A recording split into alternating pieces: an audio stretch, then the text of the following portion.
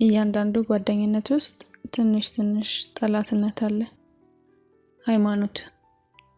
እንደኔ መልኳ ብዙም ለማይስብ ሴት ጥሩ አፍቃሪ ማግኘት ከረጅም ዛፍ ላይ በአጭር ቁመት ፍሬ ለማውረድ እንደመሞከር ነው። ሴትነት ብቻውን በቂ አይደለም። ፍሬውን ማውረጃ አንዳች ዘንግ ያስፈልጋል። ፍሬው ላይ የሚደርስ የትምህርት፣ የገንዘብ፣ የጥሩ ምላስ ባለቤት መሆን ያስፈልጋል። አሊያም ቁመትን የሚያረዝም የጥሩ ቤተሰብ መሰላል ላይ መቆም። ይህን ዘንግ በእጄ እስክጨብጥ ስንቱ ያስጎመጀኝ ፍሬ ኦፍ ሲሳይ ሆነ። ተስፋ አስቆራጭ መልክ ነው ያለኝ። በዚያ በኩለው በዚያ አስቀያሚነቱ እየባሰበት የሚሄድ ምንሽ ነው የሚያስጠላው ቢሉኝ አላውቅም። ግን እንዲሁ መልኬ ቆሜ እያዩኝ እዚያው በቆምኩበት የሚረሳ አይነት ነው። ሰው ካልታወሰ ምኑ ይፈቀራል? የመፈቀር ተቃራኒው መጠላት አይደለም፣ መረሳት ነው። ማንም የሚያፈቅረውን አይረሳም። እኔ ግን በሰዎች አእምሮ ውስጥ በትዝታ መዝገብ እንዳልጻፍ የተረገምኩ ይመስለኛል። በዚህና በሌላ ብዙ ምክንያቶች ስለራሴ ከማሰብ ይልቅ ስለ ሌሎች ጉዳይ በማያገባኝ ገብቼ መፈትፈት እወዳለሁ። ሌሎች ላይ ለመድረስ ሳይሆን ከራሴ ለመሸሽ። አብሮ አደግ ጓደኛዬ ማህደርን ጨምሮ የሚቀርቡኝ ሁሉ ለግጥምና ስነ ጽሁፍ ሟች ነሽ ይሉኛል። አይደሉም። የሚሞትለት ነገር ጠፋ እንዴ? እንዲያውም ግጥም የሚሉትን ነገር አልወድም። ምኑም አይጥመኝም። ግጥም በተለይ ረጅም ግጥም የጅል ለቅሶ ይመስለኛል። አንዳንድ ገጣሚዎች በአቀራረባቸውና ቀለል አድርገው በሚያነሱት ሀሳብ ያስቁኛል። ሳቅ ማን ይጠላል? በተለይ እኔ ሳቅ በሁለት ምክንያት እወዳለሁ። የመጀመሪያው ሳቅ ሳቅ ስለሆነ ነው። ሁለተኛው ግን ጥርስሽ ያምራል ስለሚሉኝ ስስቅ እኩል ሁለት ደስታዎችን ስለማጣጥም ነው። በአንድ የሳቅ ጠጠር ሁለት የደስታ ወፍ እንደማውረድ። የሆነ ሆኖ እንደዚህ አይነት ግጥሞችን ፍቅረኛዬ ቶማስ ዝርው ተራ ገለባ ናቸው ይላቸዋል። እሱ ራሱ ዝርው ተራና ገለባ የሆነ ልጅ ነበር። ትንሽ ካላሳሰቡሽ ምኑን ግጥም ሆኑ የሚለው ነገር አለ።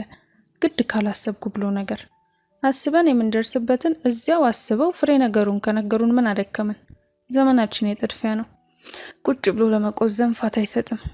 ስራችን ነው ካሉ እዚያው ቆዝመው ይሁን ተጨንቀው ሊሉን የፈለጉትን በአጭርና በግልጽ ቋንቋ ይንገሩን።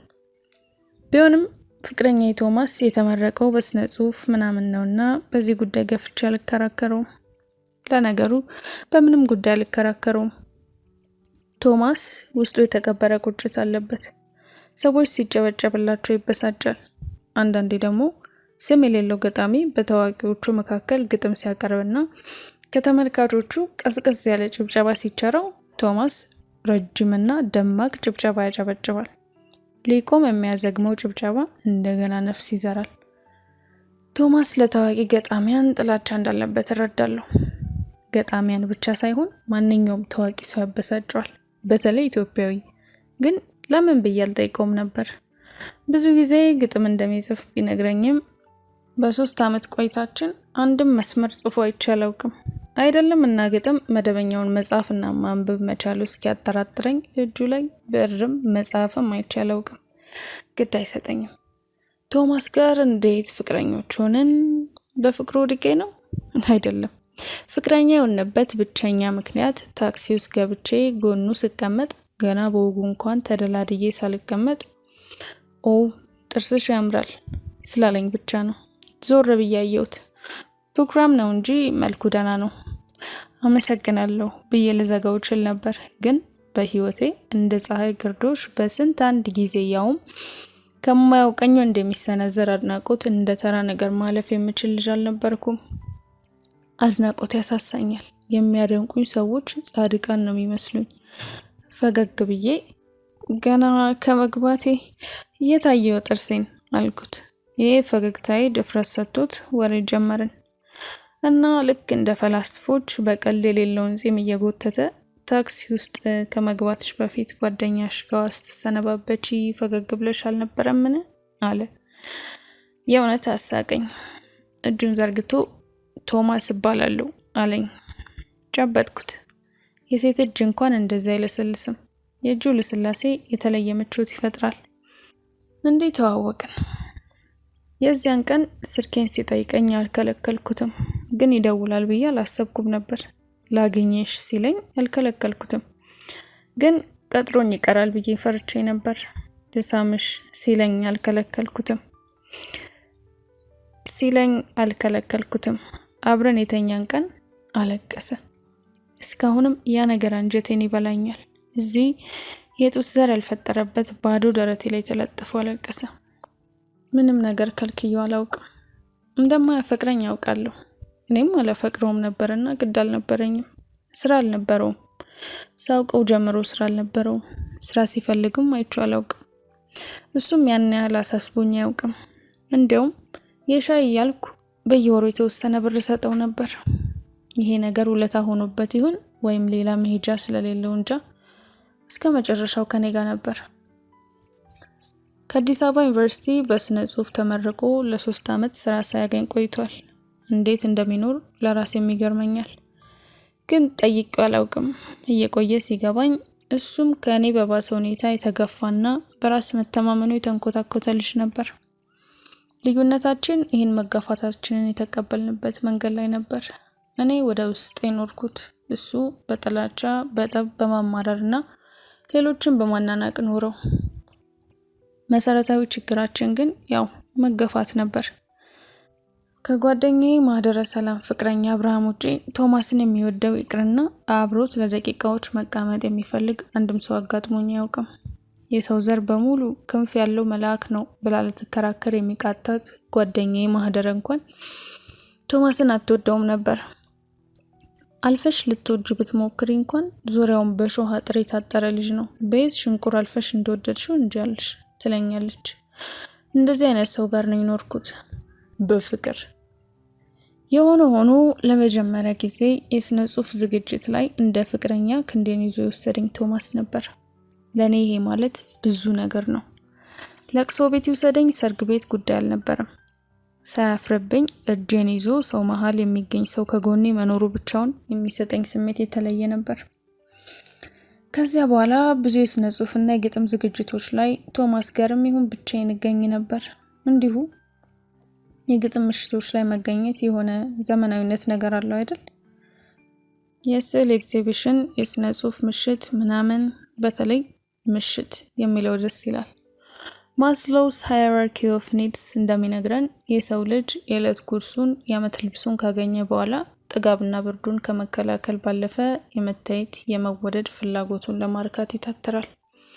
ምንም ደሃ ሀገር ብንኖር ያለችንን ለማሳየት ጥምቀትን መጠበቅ የለብንም። መቼም እንዲህ ያሉት ቦታዎች እኒ ብሎ ለመታየት የሚሄደው ባይበዛ ነው። ምኔ ነው ተረት ተረት፣ ምኔ ነው ግጥም፣ ምኔ ነው ሀሳብ ጥበብ ቅርጥስ። እነዛ በቁማቸው ጫጭተው የተላመጠ የወይራ መፋቂያ ከመሰሉ ገጣሚያን ተብዮች ምን ጠብሊል ተጠቦ ተጨንቆ ትልቅ ስራ እንደሰራ ሰው ከመድረክ ወርደው ሲጋራቸው በላዩ ሲያቦኑና መጠጣቸውን ሲገለብጡ ደሜ ይፈላል። በእርግጥ ከፍቅረኛ ቶማስ ይሻላሉ። እሱ እንዲሁ በመቆዘም ብቻ ደክሞ የሚውልና የሚያድር ድብርታም ነበር። ሲጋራና መጠጡም አይቀርበት። አንድም ቀን ይሄን ሱስህን ቀንስ አሊያም አቁም ብዬው ግን አላውቅም። እንዲያውም የሚያስፈልገውን ገንዘብ ሰጠው ነበር። ሳምባውና ጉበቱ ከስሎ ቢሞት ግድ አልነበረኝም። በእነዚህ ምሽቶች ከብዙ ታዋቂ ደራሲ እና ገጣሚ፣ ሰዓሊ እና ምንትሶች ጋር ተዋውቄያለሁ። የብዙዎቹ መጽሐፎች አሉኝ። አብሮ ሻይ ቡና ማለቱ ከተራው ህይወት ትንሽ ከፍ የማለት ስሜት አለው አለ አይደል? በቀጥታም ባይሆን እንትናን አውቀዋለሁ እኮ፣ ኧረ እባክሽ ይሄ እንትን ፊልም የጻፈው የእንትን መጽሐፍ ደራሲ መባባል የሆነ ስሜት አለው። በተለይ ለኔ ብዙ ነው ትርጉሙ። ሰው ከማያውቀው ህመሜ ባይፈወሰኝም እንዳገግም ረድቶኛል። መልከ ጥፉ ነኝ፣ ራሴን ጠንቅቄ ያውቀዋለሁ። መልኬ ወንዶችን አይስብም። ከእግሮቼና ከጥርሴ በስተቀር ምንም እይታ አይስብም። በእርግጥ ጓደኛዬ ማህደረ አይኖችሽ ያምራሉ ትለኛለች። ሌላ ሰው ማንም ብሎኝ ስለማያውቅ እርግጠኛ አይደለሁም። ማህደረ እርግብ ነችና እባብም ቆንጆ ሆኖ የሚታያት ፍጥረት ነች። ለሷ የሰው ልጅ በሙሉ ቆንጆ ነው። የሆነ ሆኖ አላምርምና እድሌ ነው። ዓለም የቆንጆች ናት ብዬ ቁጭ ልል አልችልም። እዚህ አስቀያሚ ሌጣ ደረቴ ውስጥ ያለው ልቤ ስራው ደም ማርጨት ብቻ አይደለምና እንደ ሰው የሚወደኝ የሚያፈቅረኝ ሰው ፈልጋለሁ። ሁል ጊዜ ፍቅር ፈልጋለሁ። አይኖቼ ወንዶች ላይ እንደተንከራተቱ ናቸው። ግን ከሃይ ስኩል እስከ ኮሌጅ ፍቅረኛ ኖሮኝ አያውቅም። አደባባይ ላይ ተቆሞ የወንድ ያለ አይባል ነገር። ይሄ መገፋት ወደ ትምህርት ገፍቶኝ ወይ እሷ እንደወጣት አትልከሰከስ ትምህርቷ ላይ ብቻ የሚባልልኝ ጎበዝ ተማሪ ሆንኩ። ልልከስከስ ብል ከዚያ በተረፈኝ ጊዜ ቤተክርስቲያን አዘወትራለሁ። ይህም የጨዋነት ደረጃዬን ከፍ አደረገልኝ። የልቤን ናፍቆት ግን ማንም አያውቅም ነበር። አንዱ ይሄን ወረቀትሽን ወደዚያ ጣይና ግብቼ ልውሰድሽ ቢለኝ ወደዚያ ወርውሬ ከተለው ነበር። በነጠላ የተሸፈነውም በሚኒስከርት ቡጊ ቡጊ የሚል ልቤ ነበር። ይገርመኛል ታዲያ ከእህት በላይ የምታውቀኝ ጓደኛዬ ማህደርን ጨምሮ የሚያውቁኝ ሁሉ የሚያስቡኝ ከዚህ በጣም አርቀው መሆኑ እንዴት አይነት ማስመሰል ብከናነብ ነው ላለው ለራሴ። ድፍን ወዳጅ ዘመዶቼ ባለፍ ገደም የሚያውቁኝ ሁሉ ስለ ሃይሚ ጨዋነት በ10 ጣታችን እንፈርማለን ይላሉ።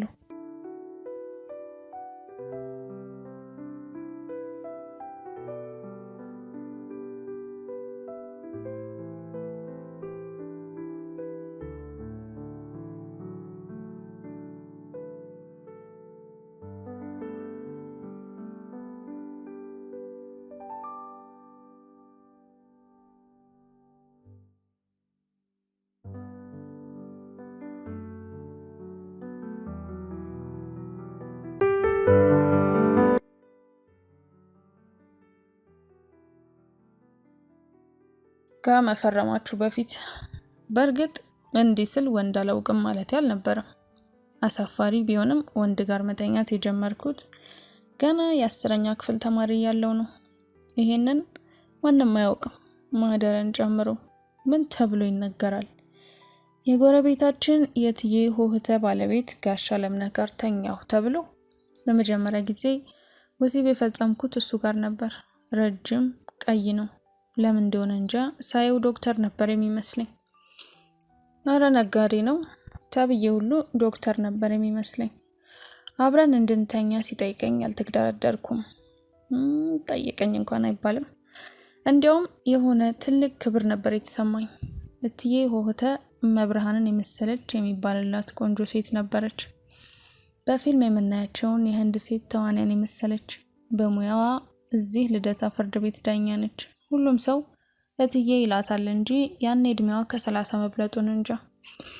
ታዲያ ባለቤቷ ጋሻ ለምነህን አለምዬ ነው የምትለው። ከትምህርት ቤታችን ወረድ ብሎ የህንፃ መሳሪያዎች መሸጫ መደብር ነበረው። ነጋዴ ነው።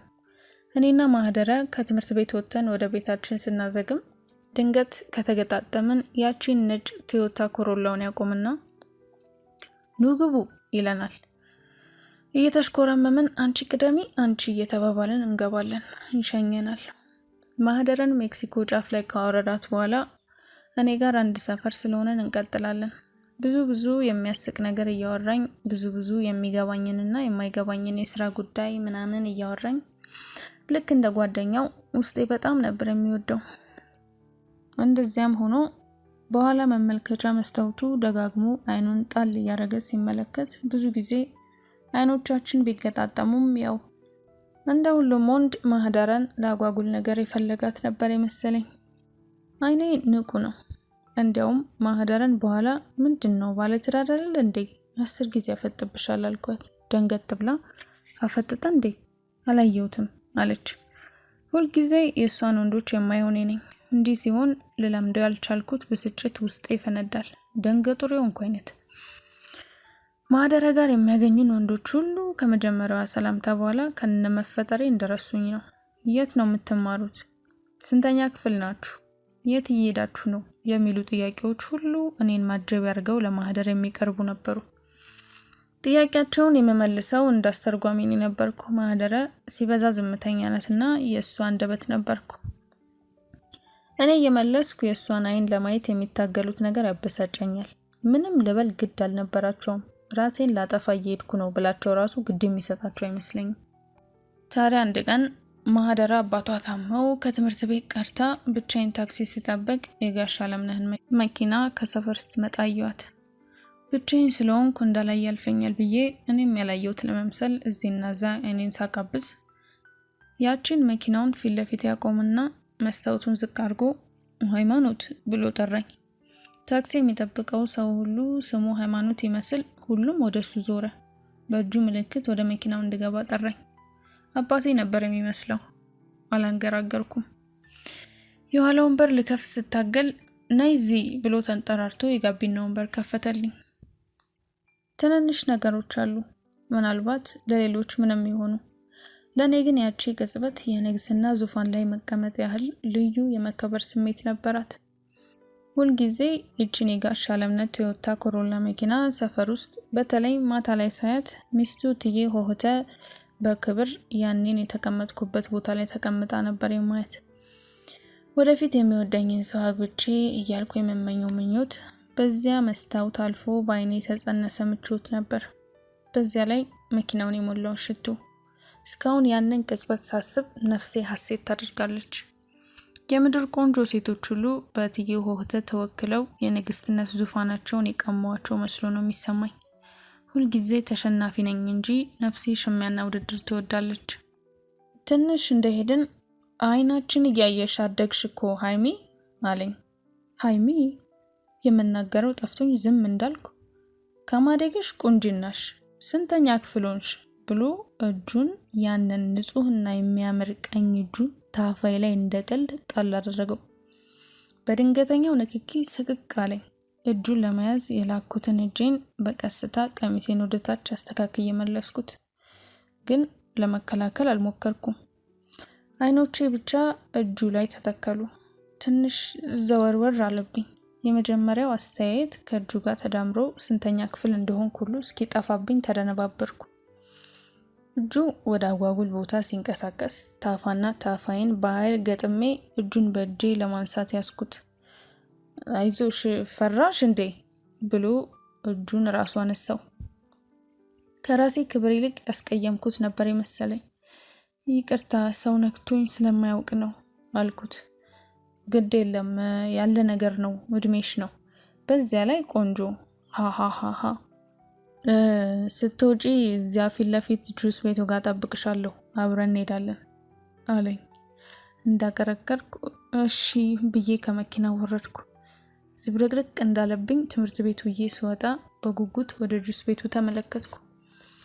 መኪናው ቆማ ነበር። ልቤ የደለቀች ግራና ቀኝ የሚያውቀኝ ሰው መኖር አለመኖሩን እያማተርኩ እስኪ ምን አስፈራኝ። ወደ መኪናው ሄድኩ። በሩን ከውስጥ እየከፈተልኝ ሃይሚ ቆንጆ ልጅ ግቢ ግቢ አለኝ። በፈገግታ ገብቼ ቁጭ አልኩ። 10 ጊዜ አጭር የትምህርት ቤት ቀሚሴን ወደታች እየጎተትኩ እግሬን ለመሸፈን ሞክር ነበር። እኔ ምልሽ ትንሽ ቆይተሽ ብትገቢ ስመኝ ትጨነቅ ይሆን እንዴ አለኝ። ስመኝ እናቴ ናት። ብዙ ጊዜ ቤተክርስቲያን ጉባኤ ካለ ከትምህርት ቤት ስወጣ በዛው ስለሚሄድና አምሽቼ ስለመመለስ ምንም እንደማትላውቃለሁ። እዚያው ቤተክርስቲያኗ ሄዳ ነው ከማለት ውጪ እናቴ ሌላ ቦታ ትሄዳለች ብላ ጠርጥራኝ አታውቅም። ግን ትንሽ መቆየትን ምን አመጣው እያልኩ ምን እንደመመልስ በፍጥነት አስባለሁ። አይሆንም ብል የሚቀረው ነገር ያጓጓኛል። ክፉኛ ጓጉቼ ነበር። እሺ ብልም ምን ይሆን የሚፈጠረው የሚል ፍርሃት ያናውዘኛል። አፌ ላይ እንደመጣልኝ እኔ እንጃ አልኩ። ልምድ ያለው ሰው ነውና ገብቶታል። ፈገግ ብሎ መኪናዋን ወደ ጦር ኃይሎች ያግለበልባት ጀመር። በዝምታ የሚያደርገው ነው ያለው። ጧት የመለሰውን እጁን እንደገና ወደ ታፋይ ልኮ በቀስታ ቀሚሴን ወደ ላይ እንደመሰብሰብ ሲያደርገው በእጅ ያስኩት። ሃይማኖት አሁን እኮ ትልቅ ቆንጆ የደረስሽ ልጅ ነሽ፣ አትፍሪ፣ የከተማ ልጅ አይደለሽ እንዴ? በጣም ነው የወደድኩሽ አለኝ። እጄን አላላሁ። እጁ ታፋይ ላይ በቀስታ የተንቀሳቀሰ የባጤ ቁጡን ያወራኛል። ምኑንም አልሰማውም። ወደ አንድ መኖሪያ ቤት የሚመስል ግቢ ገብቶ መኪናውን አቆመና እንውረድ አለኝ። እሳቶች። ንጹህና የሚቀዘቅዝ ክፍል ነበር። አብረን ከገባን በኋላ አልጋ ላይ ተቀምጦ በእጁ አልጋውን መታ መታ እያደረገ ነይ እዚህ አለኝ። ቀስ ብዬ እጄ ተቀመጥኩ። ይጣደፋል፣ ክፉኛ ይጣደፋል። በበኩሌ በአጓጊ ህልም ውስጥ እንዳለው አይነት ነገሮች ሁሉ ድንገት ባንኜ የሚቋረጡ እየመሰለኝ ነበር። በዝምታ አርጌ የሚለኝን ሁሉ አረጋለሁ። ጓጉቻለሁ። አውቃለሁ ምን እንደሚሆን። ጣቴን የምጠባ ህፃን አይደለሁም። ከሆነም እዚህ ሰው ጋር መሆኑ የተለየ ተአምር ነበር ለኔ። እንዲያውም በመሃል አይ ይቅርብን ብሎ ተነስቶ እንዳይሄድ እየፈራው ነበር። አጠቃላይ ለነገሩ አዲስ መሆኔና ድንገተኛ ነገር መሆኑ ከፈጠረብኝ መደነባበርና ጭንቀት ውጪ ይሄ ሰው ምንም ቢያደርገኝ ምንም ቅሬታ አልነበረኝም። ይሄ ቆንጆ ሰውዬ፣ ሀብታም ሰውዬ፣ ሳቂታ ሰውዬ፣ ቆንጆ ሚስት ያለችው ሰውዬ፣ የሰፈሩ ሰው ሁሉ የሚያከብረውና የሚወደው ሰውዬ ምንድነው እኔ ጋር የሚሰራው? ጫማሽን አውልቂና ከፍ ብለሽ ተቀመጪ፣ አይዞሽ አትፍሪ እንዳለኝ ያደረኩ። ጉርድ ቀሚሴ ያጋለጠውን እግሬን እያየና የሸሚዙን ቁልፍ እየፈታ ይሄ ግርሽ እንዴት እንደሚያምር ሰዎች አልነገሩሽም አለኝ። አቀርቅሬ ዝም አልኩ። ሸሚዙን አውልቆ ወደ ጎን ወርወር አደረገና እጁን የተጋለጠ ጉልበቴ ላይ አሳረፈ። ቀስ አድርጎ ወደ ራሱ ሳበኝ። ደረቱ ላይ ተለጠፍኩ። እጁን ልኮ ከማነሳቸው ብዛት ለመቆንጠጥ እንኳን የሚያስቸግሩ ጡቶቼን ሲነካካኝ ባለ በሌላ ኃይሌ ታፋይን ገጥሜ ትንፋሼን ዋጥኩ። ልብሴን ቀስ በቀስ ያወልቅልኝ በዝምታ ነበር የተባበርኩት። ተንጠራርቶ መብራቱን አጠፋው። እፎይታ ተሰማኝ። አንሶላው ደስ የሚል ሽታ አለው። ከዚያ በኋላ የሆነው ሁሉ ፈጣንና ግራ አጋቢ ህልም ነበር። ህመም፣ ደስታ፣ የማላውቀው ድብልቅልቅ ያለ ስሜት ነበር የሚሰማኝ። በዓለም ላይ እንደኔ የሚፈቀር ሰው ያለ መስሎ አልተሰማኝም። ወንዶች ይጸየፉኛል ብዬ አስብ ነበር። እንደዚህ አይነት ቆንጆ፣ ሀብታም፣ አገር ያደነቃት ውብ ሚስት ያለችው ሰውዬ ከንፈሬን፣ ጉንጬን፣ አንገቴን ሲስመኝ እንባዬ እየፈሰሰ በሁለት እጆቼ እስከቻልኩት ተጠምጥሜበት ሳላስበው ጋሽ አለምነህ አልኩት። ወይዬ የኔ ጣፋጭ። እንዲሁ ነበር ያለኝ። የኔ ጣፋጭ አግባኝ አልኩት። ጨለማ ነውና መልኩን ባላዩም ትንታ ከምትመስል ተነፋፈሱ ሳቁ ያመለጠው ይመስለኛል። ዛሬ ላይ ሳስበው የሚያሳፍረኝም የሚያስቀኝም ነገር ነው ይሄ ቃሉ ራሱ አግባኝ። ጨርሶ ሲነሳ መብራቱን አበራና ያልጋ ልብሱን ገልቦ የሆነ ነገር ተመለከተ። ሰውነቴን በእጄ ሸፈንኩ። አመመሽ እንዴ? አይ ደህና ነኝ አልኩ። እውነታው ግን የሆነ ነገር ውስጥ የቀረ አይነት ኃይለኛ የማቃጠልና ታፋና ታፋይ መገጣጠሚያ ላይ ህመም እየተሰማኝ ነበር። ሃሃሃ የዛሬ ልጆች እሳቶች እያለ ወደ ሻወር ገባ።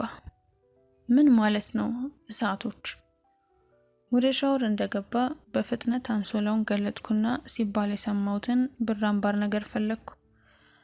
አንሶላው ላይ ምንም አይነት ደም አልነበረም። የሆነ የተሳሳተ ነገር አለ አልኩ ለራሴ። የሰማሁት እንደዚህ አልነበረም። ደም መኖር አለበት። ደም ፊልሙ፣ መጽሐፉ፣ ወሬው ለመጀመሪያ ጊዜ እንዲህ አይነት ነገር ያደረገች ሴት ነጭ አንሶላ ጋር ትፋጠጣለች አላሉኝም? ከዚያ በፊት ወንድ የሚባል ባላውቅም ምንም ደም አልነበረም። ጋሽ አለምነህ እንዳላመነኝ ያወቅኩት ቆይቶ ነበር። ከዚያ በኋላ ለወራት ነክቶኝ አያውቅም። እንዲያውም መንገድ ላይ ሲያየን አልፎን ነበር የሚሄደው።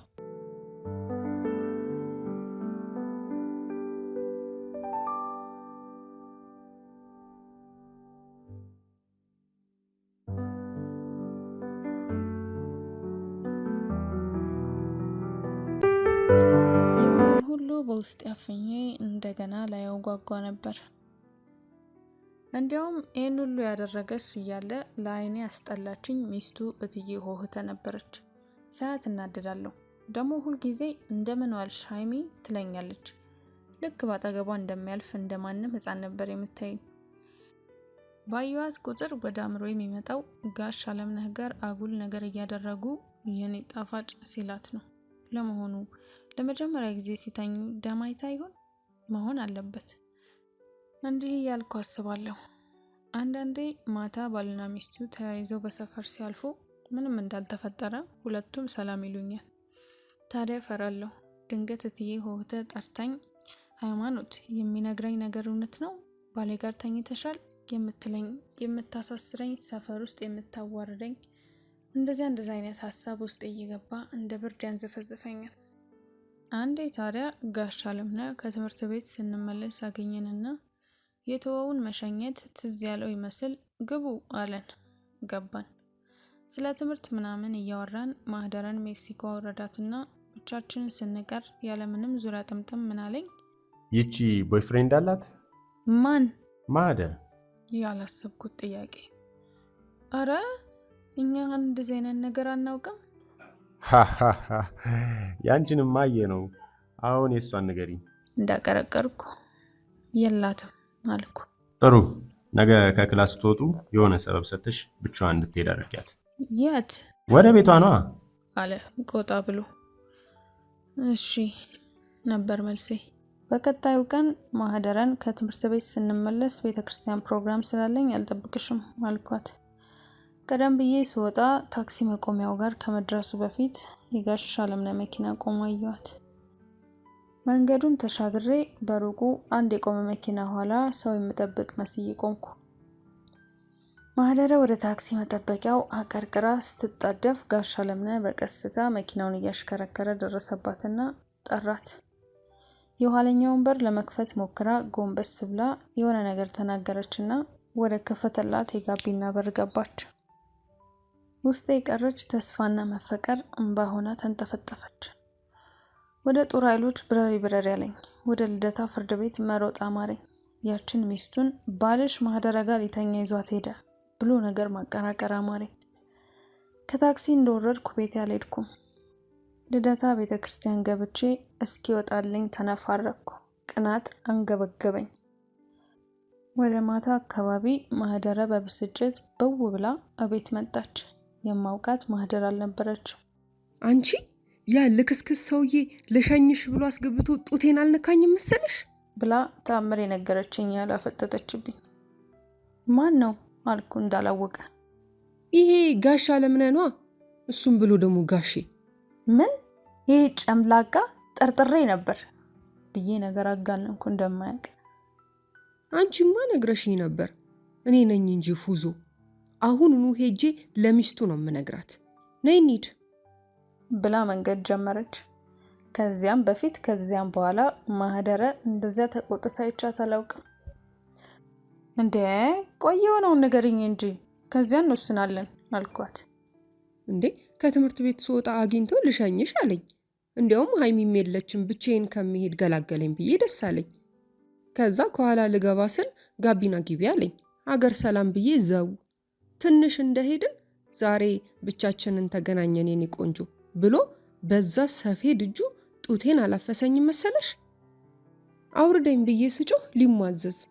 እንዴ ብጮህበት ብወራጭ ሊሰማኝ ነው። ጭራሽ ከመውረጄ ሊያሳልፈኝ። መኪናው ሳይቆም በሩን ልከፍት ስታገል እጄን ያዘኝ። በጥፍሬ ያንን ቀይ ጣላፊቱን ተለተልኩለታ። ሳይወድ በግዱ ወደ ዳር ሲወጣ በስርዓት እንኳን አላቆመም። ወርጄ መሮጥ በዩ። ደግ አደረግሽ የኔ ቆንጆ ብዬ አቀፍኳት። እሷ ግን አሁንም በእልህ እየተንቀጠቀጠችና እያለቀሰች ነበር። እንደ ሕፃን አባብዬ ለሚስቱ መንገሯን አስታውኳት። ሆ ሚስቱ ዳኛ ከስር ከመሰረቱ ላጣራ ብትል ጦሱ ሊተርፈኝ ነው ብዬ ለራሴን ፈርቼ ነው ለነገሩ። ውስጤ ግን በደስታ አብዶ ነበር።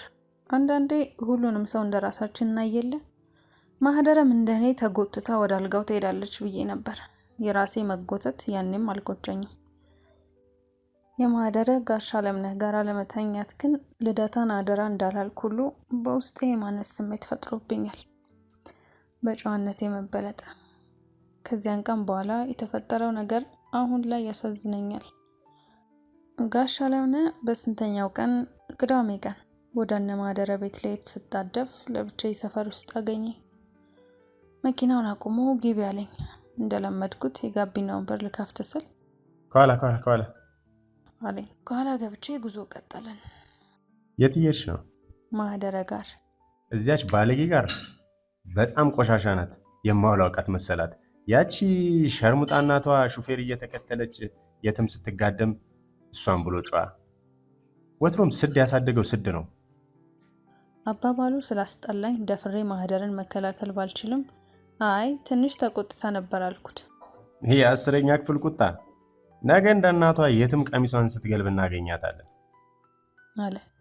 ምን አይነት ነው ደግሞ የ10ኛ ክፍል ቁጣ ላለው በውስጤ። ምናልባት የኔ እሺታና መጎተት የስንተኛ ክፍል ይሆን? እንግዲህ ብልግና ያለው ማህደረ አብረሽኝ ተኝ ሲላት አይሆንም ማለቷን ነው። በዝምታ እየተጓዘን ዞር ብሎ አየኝ። ለምን እንዳየኝ አልገባኝም። ፊቱ ላይ ከአፍንጫው ጀምሮ ጺሙ ወደ ውስጥ የሚገባ የተተለተለ መስመር ነበር። የማህደረ ማስታወሻ። ምን ሆኜ ነው ብሏት ይሆን ለሚስቱ? ዝም ብሎ መንዳት ቀጠለ። የነ ማህደረን ሰፈር አልፎ ሲሄድ ምንም አላልኩ። ወደ ጦር ኃይሎች ማቅናቱን ሳይ ውስጤ በደስታ ቀድሞ መቅለጥ ጀመረ። ከመጀመሪያው ይልቅ የዛን ቀን መራመድ እስኪያቅተኝ አመመኝ። ነገረ ስራው ሁሉ ያውሬ ሆኖ ነበር። የማህደረን ንዴት እኔ ላይ ተወጣብኝ። ማታ ሰፈር አምጥተው ጥሎኝ ሄደ። ለናደሪ እንኳን አላለኝም። ሁለተኛ ላገኘውም ብዬ ለራሴ ማልኩ። ግን ከዚያን ቀን ጀምሮ ሲፈልግ እዛ አልቤርጎ እየወሰደን እንደፈለገ ይዝናናብኝ ጀመር። አንዳንዴ ከቀጠረኝ ከትምህርት ቤት ሁሉ ዘግቼ ወጥቼ አብሬው ሄድ ነበር። ምን ተስፋ እንደማደርግ እንጃ፣ ግን ተስፋ አደርግ ነበር። 12ኛ ክፍል ጨርሼ ኮሌጅ እስከንገባ ከ2 ዓመት በላይ ይሄ ነገር ቀጠለ። ማንም አያውቅም ነበር። ማህደረ እንኳን ይሄን አታውቅም ነበር። ተጣብቀው እንደተወለዱ መንትዮች የማትለየኝ ማህደረ ያን ሁሉ ጊዜ እንዴት እንደታወረች ሳስብ እስከዛሬ ይገረማለሁ። አገር ምድሩ በሚያውቀው መኪናው ድፍን ሜክሲኮና ልደታ የሚያውቀው ነጋዴ አንዲት ፍሬ ልጅ ሲያመላልስ እንዴት ወሬው ሚስቱ ጆሮ እንዳልደረሰ ሳስብ እገረማለሁ። ዳኛ ናትና ሲነግሯት መረጃ ምስክር ምናምን ካላመጣችሁ አላምንም አለች ወይስ ለሞላ ቆንጆ ከዚች ጋር ምንም አያረግም ብለው ከወሬ አቅም የማልበቃውኝ ንቀው ትተውኝ። የ12ኛ ክፍል የዩኒቨርሲቲ መግቢያ ውጤት መጥቶልኝ ተደስቼ ባለሁበት ሰዓት አስደንጋጭ ነገር ተፈጠረ። አረገዝኩ። ለጋሽ አለምነህ ስነግረው ደነገጠ። ለመጀመሪያ ጊዜ እንደ ሰው አይቶ በስርዓት ምሳ ጋብዞ ቁጭ አድርጎ አወራኝ። ጽንሱ መውጣት አለበት ብሎ አሳመነኝ። ያን ሁሉ ነገር ማውራት አይጠበቅበትም ነበር እኮ። ዝም ብሎ አስወጪው ቢላኝ መልስ ይሽታ ነበር። ያኔ ግን በስርዓት ስላወራኝ ከጽንሱ መውረድ ይልቅ እኔ ጋር በአደባባይ ምሳ መብላቱን ነበር እንደ ትልቅ ክብር ያየሁት። አሁን ላይ ነው ፍርሃት መሆኑ የገባኝ። ታዲያ እስከዛሬ አስባለሁ። ያን ያህል ሚስቱ ጋር ሲኖሩ ልጅ አልነበራቸውም። እምቢ ብሏቸው ነው? ያልተሳሉት ታቦት ያልሞከሩት ሕክምና የለም ይባላል። እዚህ አስወጪው እያለ እዚያ ሲሳል ትንሽ እንኳን ቅር አይለውም? ወይንስ ልጁ በእኔ ወጥቶ መልከጥፉ እንዳይሆን ሰግቶ ነበር? እሺ ትዳሩ እንዳይፈርስ እንዳይበጠበጥ ይፈልጋል። ግን ደግሞ ወጣት ተማሪ ያሳደደ ያወጣል። ከዚያ ወዲህ ትዳር የሚባለው ነገር ያስፈራኛል። ምኑም አይገባኝም። ምኑም ሰርግ እያለ ህዝቡ ላቡ ጠብ እስኪል የሚጨፍረው ለዚህ የሌባና ፖሊስ ድብብቆች ነው። የሆነ ሆኖ ጋሽ አለምነህ የሚያውቀው ነርስ ይሁን ዶክተር እንጃ እሱ ጋር ልኮኝ ጽንሱን አስወጣሁት። እንዳሳመነኝ ቀላል አልነበረም። ያንን ነገር ካደረኩ በኋላ ለረጅም ጊዜ የቆየ የደም መፍሰስ ያስቸግረኝ ነበር። ሆስፒታል ሄዶ ለመታየት በመፍራቴ ረጅም ጊዜ ጥርሴን ነክሼ ቻልኩት። ቆይቶ መጥፎ ጠረን ያለው ፈሳሽ ከማህፀኔ እየወጣ ሰው ፊት መቀመጥ እስክሳቀቅ ድረስ ሲረብሸኝ ደፍሬ ታየሁት። ኢንፌክሽን ነው ብለው መድኃኒት ሰጡኝ። ሁሉም ነገር ከዚያ በኋላ ቆመልኝ ከመንፈሴ በስተቀር። ላይመለስ አብሮ የሄደ አንዳች ነገር ውስጤ ነበር። ቢያንስ ከዚያ በፊት መልከ ጥፉነቴ ከውጭ እንጂ ውስጤ ውብ ነው የሚል ስሜት ነበረኝ። ልክ እንደ ልብስ ብገለበጥ በዓለም ተወዳዳሪ የሌላት ቆንጆ ሴት የምትገለጥ አይነት። ከዚያ በኋላ ግን ውስጤም ውጭም አስቀያሚ መስሎ ታየኝ። ወደ ኮሌጅ የገባሁት በእንዲህ ያለ የስጋም የመንፈስም ስብራት ነበር። ቢሆንም ጋሽ አለምነህ ከውስጤ ሊወጣ አልቻለም። ክፉኛ ይናፍቀኝ ነበር።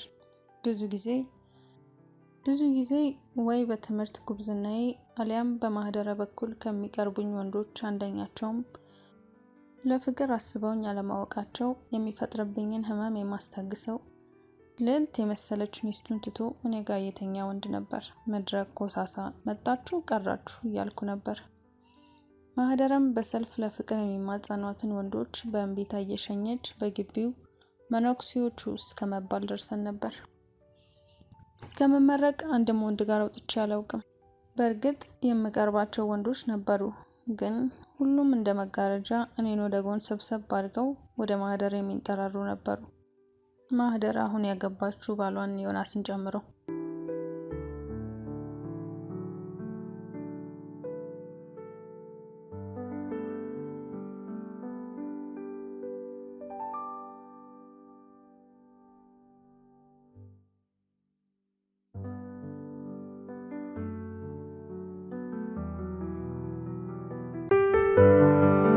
የተመደብኩት ንግድ ስራ ኮሌጅ ስለነበር በየቀኑ ከቤቴ እየተመላለስኩ ስማር አልፎ አልፎ ጋሽ አላምነህን አየው ነበር። ሲያሰኘው የአንገት ሰላምታ ሰጥቶ ያልፈኛል። በል ካላለውም ከናካቴው ዘግቶኝ ይሄዳል። በመጨረሻ እንዴት እንደሆነ እንጃ ሚስቱ ጋር ጠቅልለው አሜሪካ ገቡ አሉ። ሄጃለሁ ደህና ሁኜ ማንን ገደለ? ይህን ስሰማ እስከ መሞት ድረስ ወንድ የሚባል የሚቀርበኝ አልመሰለኝም ነበር። ከቤት ወደ ስራ፣ ከስራ ወደ ቤት መመላለስ የህይወቴ ውደት በሆነበት በስንተኛው ዓመት እንደሆነ እንጃ ታክሲ ውስጥ አንዱ ብጉራም ጥርስሽ ያምራል ብሎ ነጀሰኝ። ተሰብሬ የተገኘው እኔ ቶማስ የሚባል መንፈስ ሰባራ ጋር ለዛ የሌለው ፍቅረኝነት ውስጥ ገባው። ውስጥ ያን ሁሉ ከበደለኝ ጋሽ አለምነህ ይልቅ ቶማስ ላይ ያጉረመርማል። የዚያን ቀን እዚህ ራስ ሆቴል የነበረ የመጽሐፍ ምረቃ ዝግጅት ላይ የሄድኩት ከሳምንት በፊት የገዛሁትን ሚኒስከርት የት ልልበሰው እያልኩ ሳስብ እንዲሁ ስራ ቦታ ምናምን የሚለበስ አይነት አልነበረም። አንዲት አየር መንገድ የምትሰራ አስተናጋጅ ናት ከፊንላንድ አመጣሁት ያለች የአበሻ ቀሚስ አይነት ጥልፍ ያለው የፈረንጅ ሚኒስከርት። ገልብጬ ታጉን ሳየው ሜዲን ቻይና የሚል ከቻይና ፊንላንድ፣ ከፊንላንድ ኢትዮጵያ የመጣ ከርታታ ስደተኛ ቀሚስ። አንቺ ግርሽ ያምራል ሞክሪው ምናምን ብላኝ ብሩን እንኳን ገና አልከፈልኳትም። እና ጓደኛዬ ቶማስ የስነ ጽሁፍ ዝግጅት አለ ብሎ ስለጋበዘኝ ሚኒስከርቴን ለማሳየት ነበር የሄድኩት። ታዲያ ማህደርን ይዣት ሄድኩ። አብርሃም የሚባለውን ጸሐፊ መጽሐፍ አስነብቢያት በአንድ መጽሐፍ እንደ መውደድ አድርጓት ነበር መሰል። ያን ሰሞን ወሬዋ ሁሉ እሱ ሆኖ ነበር። በምንም ነገር ማህደር እንደዚያ ነበረች። አንድ ነገር ትይዛለች፣ ግራ ቀኝ አትልም። ምንም እንኳን መጽሐፉን ሳውሳት አንበቤ እንደወደድኩት አጋንኜ ቢሆንም እሷ ስታደንቀው ምን ቢጽፍ ነው ብዬ ከሷ በኋላ ነበር ያነበብኩት። ሀዘን አልወድም፣ ያለን መቼ ያነሰን። ሳቅስ ከሚፈጥርብኝ ደስታ አልፎ ጥርሴን የማሳይበት አጋጣሚ ነው ለእኔ። በሀዘን ብቆራመት ምን አተርፋለሁ? እዚህ ፊት ላይ እንኳን ሀዘን ተጨምሮበት። ያ መጽሐፍ ያን ሰሞን የተወራለት የእናትና ልጅ ታሪክ ነበር። እንጀት የሚበላ ነገር አጋምሽ ተውኩት። አንዳንድ ሰው አለ ከአንዳንድ የተተኮሰው የማይስተው። የዚያን ቀን ማህደርና አብርሃም ተዋወቁ። ትውውቁ ትንሽ አስቂኝ ነገር ነበረው። ልክ ዝግጅቱ እንዳለቀ ቶማስ አብርሃምን አምጥቶ ሊያስተዋውቀን ወደፊት ሄዶ ነበር።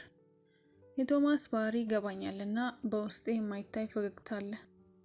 አብርሃም እስኪወጣ ጠብቀን መተዋወቅ እንችል ነበር፣ ግን ማዘዝ እንደሚችል እንደ በግ ማንንም ጎትቶ ማምጣት እንደሚችል ማሳየት ፈልጓል። ይችንም አልስታትም፣ እኔም ውስጥ አለች። ማህደርን ሊተዋወቁ ለሚያሰፈስፉ ወንዶች እንደፈለግኩ እንደማዛት ለማሳየት እንደዚህ ያደረገኝ ነበር። ይህን እያሰብኩ ዞር ብል ማህደር እንደለመደችው ጫማዋ ጠፍቷት ወንበር ስር ትፈልጋለች። ግራ የሚገባኝ ባህሪዋ ይሄ ነው። የትም እንሂድ ስትቀመጥ የአንድ እግሯን ጫማ የማውለቅ አመል አለባት። ታዲያ አንዳንዴ ጫማዋ ይጠፋባታል። ጫማ ይጠፋ ትላለች። አትጨማለቂ፣ ያንቺ ጫማ ፈላጊ አይደለም ብልም ያው ማፈላለግ አይቀርም። ጫማው ሳይገኝ ቶማስ ልክ ግዳይ እንደ ጣል አንበሳ አብርሃምን እጁን ይዞ እየጎተተው አጠገባችን ደረሰ። ገና ከመምጣቱ ገና ሳይተዋወቁ ምን ጠፍቷችሁ ነው አለ። ማህደርን እያየ ድንብርብር ብላ ወደ እግሯ እያሳየችው ጫማዬ አለችው። ባዶ እግሯን እየተመለከተ እንኳን ጠፋ ባይጠፋ ይሄን ቆንጆ ግራናይም ነበር አለ። እስቲ አሁን ይሄን ምን ይሉታል ደግሞ የእርሷ መሽኮርመም። ወዲያው ራመድ ብሎ ጫማዋን ከሆነ ቦታ አገኘውና ይዞ መጣ። ታዲያ ቶማስ በኋላ ምን እንዲያደናብራታል ጫማዋ እስኪጠፋ። ድሮም ሴቶች ሲቆላቸው እንዲህ ናቸው። ሆነ ብላ እግሯን ለማሳየትም ይሆናል አለ። እሱን ማስረዳት ድካም ስለሆነ ዝም አልኩ። ሰበብ ፈልጎ ሴቶችን ካልዘለፈ አይሆንለትም በሽተኛ። ተያይዘን በቅርብ ወደሚገኝ ካፌ ሄደን አብርሃም አይኑን ከማህደር ሊነቅል ነው እንዴ? ፊታችን አንዴ መልኳን አንዴ ፊቷን ሲያሞግስ ይሉኝታ እንኳን አልያዘውም። የሆነ ብቻቸውን የተቀመጡ አይነት። እኔንም ቶማስንም ከሰው አልቆጠረንም። ያቺ ወንድ ለምን አየኝ ብላ የምትመናቀር ማህደረ እየተሽኮረመመች ዝም። ምንድን ነው እየሆነ ያለው እያለው በውስጤ። ልክ ከዚያ በፊት እንደሚተዋወቅ ጓደኛ ነበር አወራራቸው። በተለይ የማህደረ ነገር ገርሞኝ ልሞት። ሰውን አውቀዋለሁ ማለት ዘበት ነው። ከሳምንት በኋላ መሰለኝ እየተፍነከነከች ደወለልኝ አለችኝ። ያቺ ደመቀዝቃዛ ጓደኛዬ እንደዚያ ስትሆን አይቻት አላውቅም። ግንኙነታቸው ፍጥነቱ እስከዛሬም ይገርመኛል። መሀል ላይ ምን እንዳለፈኝ አላውቅም። ልክ አይኔን ከድኜ ስከፍተው በፍቅር እየከነፉ አገኘዋቸው። ከደወለላት ልብሷን ጥላ መሮጥ፣ ከደወለችለት መድረክ ላይ የሚያነበውን ነገር ትቶ ወደ እሷ መሮጥ ነው። በተለይ ማህደረ ልክ ግድቡ የተደረመሰ ውሃ አይነት ነበር በፍቅር የጎረፈችው። አልዋሽም፣ ድብን የሚያረቅናት ተሰምቶኛል። የነገሩ ፍጥነት፣ ስሜቱ፣ በተለይ ስሜቱ። ተጠንቀቂ፣ እሱ ልጅ ሴት ይወዳል ይባላል አልኳት። እንዲህ የተሳካ ነገር ግን ከዚህ በፊት አእምሮዬ ውስጥ ያልነበረ ረፍተ ነገር ካፌ ተቀናብሮ አመለጠኝ። አዎ ነግሮኛል አለችኝ ቀለል አርጋ እየሳቀች። እውነቱን ለመናገር ካንቺ የተሻለ አውቀዋለሁ። እኔንም ሞክሮ ነበር፣ ንቄትቼው ነው በሚመስል ውስጥ አዋቂ ፈገግታ። እንዲሁ ለማለት ካልሆነ በስተቀር ሴት ይውደድ አሊያም መነኩሴ ይሁን ወይም ስልብ የማውቀው ነገር አልነበረም። በእርግጥ የፍቅረኛዬ ቶማስ ጓደኛ ነበር፣ ግን እንኳን ጓደኛውን ራሱ ፍቅረኛዬን ሴት አውቀዋለሁ። አንዳንዱ ቃል እንደ ትንቢት ይይዝ የለ። ያገኛት ሴት ጋር የሚሄድ በዋል ፈሰስ መሆኑን ቆይቶ ሰማው። አሁንም ሰማው ነው። ትንሽ ቅሬታ ነበረኝና የሰማሁትን ማመን ፈለግኩ። ስለሱ ክፉ የተወራበት ቦታ እሱ ያረግም አይባልም እያልኩ አልጠፋም። ቅናት ብቻ አልነበረም፣ በሆነ በማላውቀው አይነት ምሬት ተሞልቼ ነበር። ከዚያ ወዲህ ይሄን በተለይም ያቺን ለስላሳ ቅናቴን ለማስታገስ የማይገባኝን ስነ ጽሑፍ ተንተርሼ በስራው እየታከኩ ላገኘሁት ሁሉ የማይረባ ጸሐፊ መሆኑን ማወጅ ጀመርኩ። ኦኦቴ በነ አዲስ አለማየሁ፣ በነ በዓሉ ግርማ ሀገር፣ በነ ጸጋዬ ገብረመድህን፣ በነ ስብሐት ገብረ እግዚአብሔር ሀገር እያልኩ ለአንዳቸውንም ከስማቸው በስተቀር ምን ጻፉ ብባል አላውቅም። ቶማስ እንደመፈላሰፍ ሲያደርገው የቀደሙትን አጥንት ከመቃብር አውጥተን አሳምረን ስለን ቋሚውን ለመውጋት ማንበብ ምን ያስፈልጋል? እነሱን እስከነሱ በፊት ባሉት አልወጋንም? የሀገር ቤቱ አጽም ቢዶለድሙብን ከራሻ በረዶ ስር ቆፍረን ባመጣነው አጽም ከሙታን አጥንት መርዛማ ፍላጻ በመስራት ጠቢባን ነን ይላል አንዱ ወጊ እሱ እንዳልሆነ ሁሉ። እናም በአጥንቶቹ ላይ ተረት እመረቅበታለሁ። ጋኖች አለቁና ምንቸቶች ጋን ሆኑ። ሰው ቢታጣ ይመለመላል ጎባጣ። ሰው ጥሪ ቢሏት አገር ሲያረጅ ጃርት ያፈራል። ማህደረ ይህን ሁሉ ስል ስለሌላ ስለማይመለከታት ሰው የማወራ ይመስል በሚያማምሩ የዋህ አይኖቿ እያየችኝ በፈገግታ ጸሐፊ ይሁን ነፍሰ ገዳይ ምን አገባኝ፣ ግን በቃ ውድድ አድርጌዋለሁ ትለኛለች። ይህም ያበሳጨኛል። ያ ሁሉ ጥቅስ ተረት ማጣጣል ውሃ ሲበላው፣ ያ ሁሉ ፍላጻ ኢላማው ላይ ሳይደርስ ሲመክን ያበሳጨኛል። አይ በቃ አስደግሞብሽ ነው እላታለሁ። ሎጂክ ሲጣምብን ወደ ታምር የምንሮጥ ህዝቦች ነንና የመጨረሻ ጠጠሬን እንዲወረውራለሁ። ይሄም ኢላማውን ይስታል። ምንም እንዳላወራው ነገሬን ችላ ብለው ይልቅ ሀይሚዬ አንድ ነገር ልንገርሽ፣ ወይኔ ቤቱ ያለው ሲዲ ፕሌየር አተላለቁ ድምፁ ትልና በሳቅ ፍርስ ትላለች። የራሴን ግምት ማመን ጀምራለሁ። ይሄ ልጅማ አስደግሞባት ነው። እስቲ አሁን ሲዲ ፕሌየር ምኑ ነው እንደሚያስለመልመው? በእግዚአብሔር ቤት ነው መኪና? ጓደኛዬ ማህደረ ጠይም ናት። በጠይሞች ሀገር ጠይምና ምን ይገርማል? አፍንጫ ነው ጥርስ፣ ጸጉር ነው ቅርጽ ብልም የማህደረ ጠይምና ግን ያያት ሁሉ አእምሮ ውስጥ ለዘላለም ታትሞ የሚቀር አይነት ነበር። ህፃን ሆነን ባረች እያለን ነበር የምንጠራት።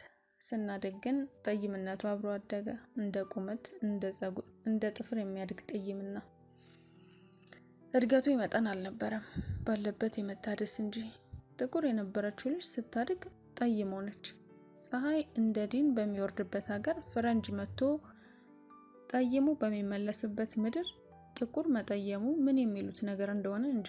በቃ አይናችን እያያት ጠየመች። ተፈጥሮ ወገቧን ታጥቃ የኳለቻት ሴት ማህደርን አየሁ። አንዳንዴ ታዲያ ዝም ብዬ መልኳን ስመለከተው ውስጤን የሆነ ብስጭት ይሞላኛል። ቁመት፣ ጸጉር፣ የሰውነት ቅርጽ፣ አይን፣ አፍንጫ፣ ከንፈር፣ ጥርስ፣ ጡት፣ እጅ፣ እግር እንዴት አስተካክሎ ለአንድ ሰው ይሰጣል? ያቺ ሂያጅ እናቷ ከየት ቀላቅላ ብትወልዳት ነው ላለሁ። ከአንድ ወንድ ብቻ የተወለደች እስከማይመስለኝ ድረስ ማህደረ ቆንጆ ነገር ሁሉ ተለቃቅሞ የተሰጣት ልጅ ነበረች። እና አሁን ፈጣሪ ፍትሃዊ ነው ማለት እንዴት እችላለሁ?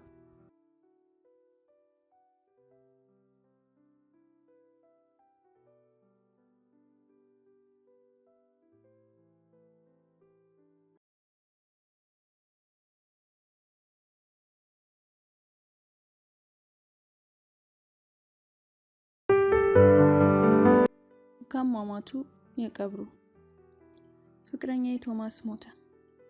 እንዲህ በቅርብ የማውቀው ሰው ሲሞት የመጀመሪያዬ ስለነበር ስለ ሞት አብዝቼ ያሰብኩ።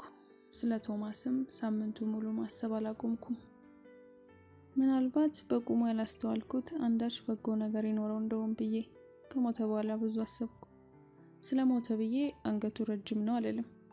ፍቅረኛዬ ስለነበርም ብዙዎች የሚያውቁን እንደሚያስቡት የማይሆን አይነት ማለቃቀስ ውስጥ አልገባም። እውነታው ለሰው ባላወራውም ቶማስ ቀናተኛ፣ ምቀኛ፣ የሰው ስኬት የማያስደስተው ነገረ ስራው ሁሉ አስፈሪ ነገር ነበር። የመጽሐፍ ምረቃ ላይ ታላላቅ ሰዎች እሱ ባለስም ደላሎች ነው የሚላቸው ስለ ጸሐፊው በጎውን ሲናገሩ አይኑ በንዴት ቀልቶ ጺሙን አስቀያሚ ጺሙን እየለቃቀመ ይነቅላል። ጺሙን በመንቀል ነበር የሚያስተካክለው። እሱ ለነቀለው እኔን ያመኝ ነበር። አንዳንዴ በሚነቅለው ቦታ ትንንሽ የደም ነቁጦች ብቅ ይሉ ነበር። አያምህም ስለው ያማል፣ ግን ስቃዩ ደስ ይለኛል ይላል። ፍልስፍና መሆኑ ነው። ነብይ ነኝ ለማለት ሳይሆን ፈጠነም ዘገየ እንደሚሞት ቀልቤ ነግሮኝ ነበር። ግን አሟሟቱ እንዲህ ይሆናል ብዬ አላሰብኩም። አንድ ቀን ወይ የሆነ ሰው አጥፍቶ ያጠፋል አሊያም ራሱን ያጠፋል ብዬ ነበር የምጠብቀው። ምናልባትም እኔን ይገለኛል የሚል ሐሳብ ነበረኝ። ግን አልፈራም። ሐሳቡን ፊት አልሰጠውም እንጂ በውስጤ በጣም ጥልቅ በሆነ የአእምሮዬ ክፍል ትንሽ ለሰሚው ግራ የሆነ አነጋጋሪ አሟሟት መሞት ፈልግ ነበር። አለ አይደል የሚያፈቅራት ልጅ በቅናት ተነሳስቶ ገደላት መባል። ቶማስ የሞተው ምንም በሌለበት በተባራሪ ጥይት ተመቶ ነው አሉ። መጠጥ ቤት ውስጥ ከ50 በላይ ሰው በታጨቀበት መጠጥ ቤት በተነሳ ተራ የሁለት ሰዎች ጸብ አንዲት ጥይት ተተኮሰች። ቶማስን ገደለችው። ስሰማ ደንግጬ አለቀስኩ። ደንግጬ ነው። የሚያውቁት ሰው ሲሞት ያስደነግጣል። እንኳን ሰንሶላ ተጋፉ።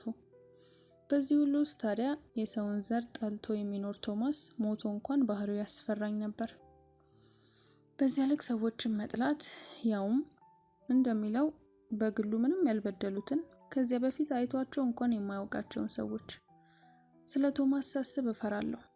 ሰዎች በልብስና መኪናቸው በስልጣንና ውበታቸው ሸፋፍነውት ውስጣቸው ግን እንደ ቶማስ በጥላቻ ያበደ ቢሆንስ እያልኩ ፈራ ነበር። ሴቶች ቆንጆ በመሆናቸው ይጣላቸዋል። ወንዶች በሴት በመፈቀራቸው ይጣላቸዋል። ህፃናትን ሳይቀር ሳቃቸውና ፍንደቃቸው ያበሳጨዋል። ሁሉንም ህፃናት ዲቃላ ነበር የሚላቸው። በዚህ ሁሉ ጥላቻው መሃል አብርሃምን ይወደው ነበር። ጅል ነው ይለዋል። ጽሑፍስ ላይ እለዋለሁ። የማጥላላበት ሙያዊ ስድብ ከሱ ለመዋስ በጉጉት የኔ ታይፕ አይደለም፣ ግን አሪፍ ይጽፋል። ይቀረዋል፣ ግን ጠብ ትችት አይፈራም። ብዙም መታየት ምናምን አይወድም።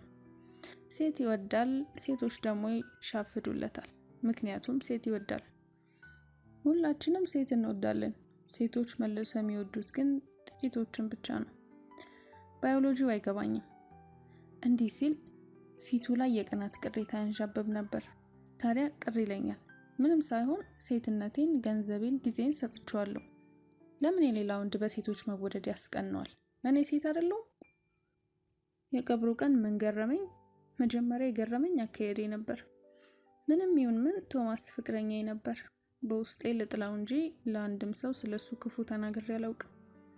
ስራ ሳይኖረው፣ ከሰው የሚያኗኑር ባህሪ ሳይኖረው አብሬው ኖሬያለሁ። ይሄ ደግሞ እንዴት ብታፈቅረው ነው ሲያስብለኝ የኖረ ነገር ነበር። እና ድንገተኛ ሞቱን ስትሰማ አንድ ነገር ትሆናለች ብሎ ከጎን የሚሆን ሰው እንዴት ይጠፋል? ይህም ቢቀር ወግ አለ፣ ባህል አለ። አነሰም በዛም ከመቀርባቸውና ግንኙነታችንን ከሚያውቁ ጓደኞቼ አንድ እንኳን ሰው አብሬሽ ልሂድ አለማለቱ ገረመኝ። የሁሉም ይቅር፣ የማህደረ ነገር ነው የደነቀኝ። ደውዬ የቀብሩን ቀን ነግሬያት አይመቸኝም ብላ ቀብሮ ላይ አልተገኘችም። ሁለተኛው የገረመኝ ነገር የቀብሩ ቦታ ነበር። እዚያ አብርሃም የሚኖርበት ሰፈር መንገድ ዳር፣ የታክሲ ፌርማታው እዚህ ሆኖ ቀብሩን ለመድረክ ከፍ ያለ ቦታ መንገዱን ተሻግሮ በግራ በኩል እዚያ ወደ ቀብሩ ለመሄድ ከፍ ያለው መሬት ወደ አስፋልቱ እንዳይንሸራተት በተገነባው የድጋፍ ግንብ መሃል ያለውን የድንጋይ ደረጃ በመጠቀም ነው።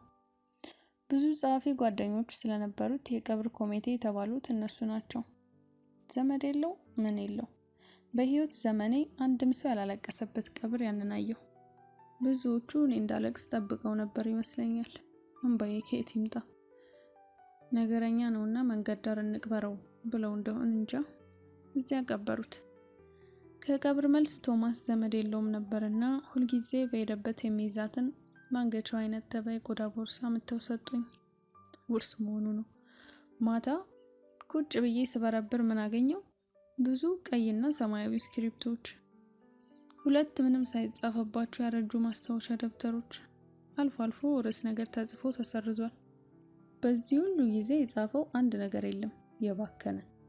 ፍተሻዬን ስቀጥል ከአንደኛው ማስታወሻ ደብተር ውስጥ ተጣጥፋ የተቀመጠች ቁራጭ ወረቀት አገኘው። ዘረጋግቼ በላዩ ላይ የተጻፉትን 2 ቃላት አነበብኩ። የማህደረ ከንፈር ይላል። የማህደረ ከንፈር ምን? ሰው ሞኝ ነው። ቶማስ ምንም ሳይጽፍ ሞተ ይላል። ከዚህ ወዲያ ምን ይጻፍ? ልክስክስ። ከመቃብሩ አውጥቼ በጥርሴ ብዘለዘለው ደስታዬ ነበር። አንዳንድ ሴቶች አሉ እንደ ዳሌ እንደ ጡት ዝምታና ትህትናቸውን ወንድ ለማማለል የሚጠቀሙበት። የእርሷ ጥፋት ይሁን አይሁን ግድ አልሰጠኝም። ብቻ ማህደርን ከነፍሴ ጠሏት። ቶማስ በተቀበረ በሳምንቱ አብርሃም አንድ ግጥም መድረክ ላይ አንብቦ ለጓደኛዬ ቶማስ መታሰቢያ ይሁን አለ። እውነቱን ለመናገር በግጥሙ ምን እንዳለም አልሰማውም። መታሰቢያ ነው ሲል ነበር የገባኝ። አንዳንዶች ታዲያ እያጨበጨቡ ወደ እኔ ዞር ዞር አሉ። ግድ አልቅሺ ነው ወጉ አይቀር ብዬ እንዳዘነ ሰው አቀረቀርኩ። ሳቀረቀር ጫማዬን በትኩረት ተመለከትኩ። ለምንድን ነው ሁልጊዜ ፍላት ጫማ ማረገው ብዬ ያሰብኩትና ለመጀመሪያ ጊዜ ተረከዘ ረጅም ጫማ መግዛት እንዳለብኝ የወሰንኩት በዛች ምሽት ነበር። አበበ ጠላ ጠጣ። ዮናስና ማህደር ተጋቡ እያልኩ ለራሴ ደጋግሜ የምናገረው ስለሚገርመኝ ነው። ባል ተብዬው እዚያ ንግድ ስራ ኮሌጅ እያለን ትምህርቱን አቋርጦ ሱዳን እንደሄደ ነበር የሰማሁት። በየት ዞሮ አሜሪካ እንደገባ እንጃለት ማህደረ ጋር እንዴት እንደተገናኙ እንዴት እስከ ጋብቻ እንደደረሱም አላውቅም። አንድ ቀን እንኳን ስሙን አንስተነው አናውቅም። ለኔ ተአምር ነበር። ይሄ ዮናስ የሚባል ልጅ ከማህደረ ይልቅ ከኔ ጋር ነበር የበለጠ ይቀራረብ የነበረው። እንዲያውም ስደት ቀደመው እንጂ የቀለጠ ፍቅር ውስጥ እንገባ ነበር ብዬ ፋይሉን የዘጋሁት ሰው ነው። እንደዚህ ያሰብኩት ከመሬት ተነስቼ አልነበረም። ጊዜው ስለራቀ በብዥታ ቢታጠርም ዮናስ ከኮሌጅ ከመጥፋቱ አንድ ቀን በፊት የተፈጠረውን ነገር አልረሳውም። ላይብራሪ አምሽቼ እየወጣው ነበር። የዚያን ቀን ማህደረ የለችም፣ ብቻዬን ነበርኩ። በዚያው የሆነ ነገር ኮፒ ላርግ ብዬ እዚያ አካባቢ ወደ ነበረች ፎቶኮፒ ቤት ስሄድ ዮናስ ጋር ተገናኘን። ሁልጊዜ እዛች ቤት አይጠፋም ነበር። ኮፒ የማደርገውን አድርጌ ስወጣ እጁን ኪስና ኪሱ እንዳስገባ ቆሞ ነበር። አትሸኘኝም አልኩት። አብሮኝ ወጣና ትንሽ ሄደን መንገዱ ዳር ቆምን። የባጤ ቆጡን አውርተን እንደ ልማዳችን ጉንጭ ለጉንጭ ተነካክተን ልንሰነባበት ስንጠጋጋ ድንገት ከንፈሬን በስሱ ሳመኝ። ከንፈራችን ተነካካ። ሲስመኝ ትንፋሹ ጠላ ጠላ ይሸት ነበር። እስካሁን ጠላ ሲሸተኝ መሳሳም አብሮ ትዝ ይለኛል። ሰዎች ጠላ ሊጠጡ አፋቸውን ሲያሞጠሙጡ ጠላውን የሚስሙት ነው የሚመስለኝ። የአሳሳሙ ፍጥነት እንደ ሳመኝ እንኳን እስክጠራጠር ግራ ጋብቶኝ ነበር። አልተቆጣውም። አጋጣሚውን ፈልጎ ስላልገባኝ ከደገመው ብዬ ዝም ብዬ ቆምኩ። ምንም እንዳልተፈጠረ ቻው በቃ ብሎኝ ወደ ፎቶኮፒው ቤት ተመለሰ።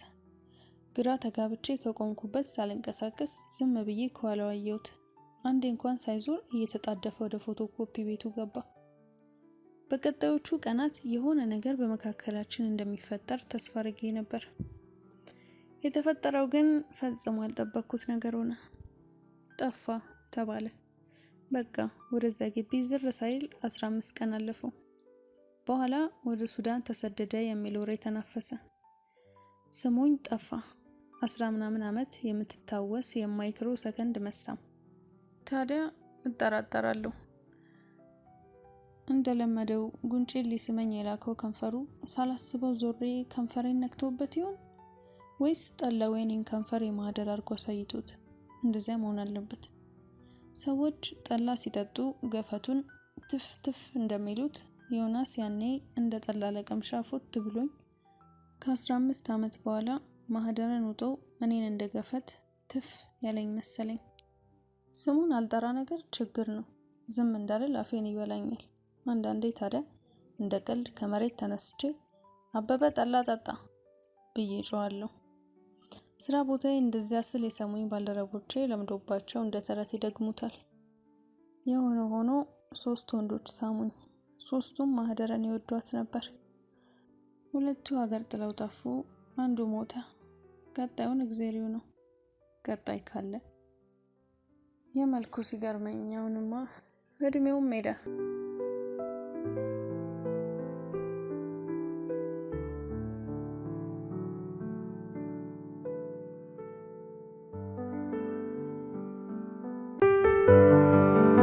ባወጣ ባወርድ ባልገባኝ ምክንያት ማህደረ ዮናስን ላገባ ነው አለች። ያውም ሞትኩለት ከነፍኩለት የምትለው ፍቅረኛው አብርሃም ጋር አብረው ሆነው ሳይለያዩ።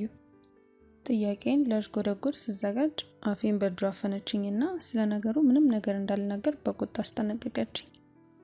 ማግባቱን የራሷ ጉዳይ፣ ቁጣውን ምን አመጣው? ሰው የት ላይ እንደሚቀየር አይታወቅም። ቄሪር ብላ ነበር። ዝም አልኩ።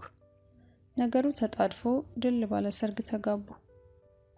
ምን አገባኝ ብዬ እንደጠየቀችኝ ሚዜ ሆንኩ።